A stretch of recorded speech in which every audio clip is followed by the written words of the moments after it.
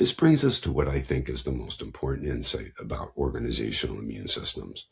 You cannot defeat it. If you try to overpower cultural resistance through a mandate, you trigger a stronger immune response. If you try to bypass it through stealth implementation, it eventually catches up to you. The only sustainable approach is to work with the immune system rather than against it. And this is where Schein's work becomes practically actionable. He argued that cultural change doesn't happen by attacking existing assumptions. It happens by creating conditions where new assumptions can develop alongside existing ones until the new assumptions prove more useful for solving the problems that the organization actually faces. In practice, this means several things.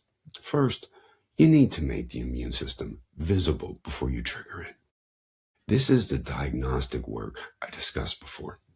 Before launching a transformation, map the basic underlying assumptions that the change will challenge.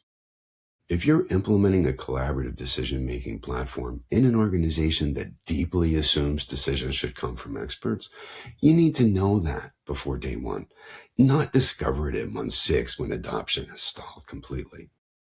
Second, you need to introduce change in ways the immune system recognizes it as compatible.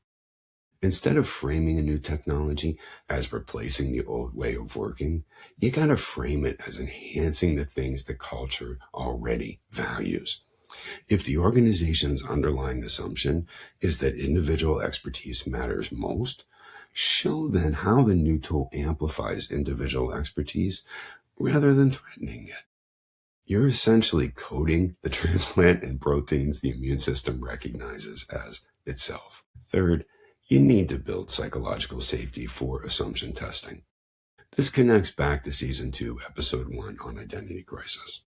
People need to feel safe enough to examine their own assumptions, try new behaviors, and acknowledge when old approaches aren't working anymore.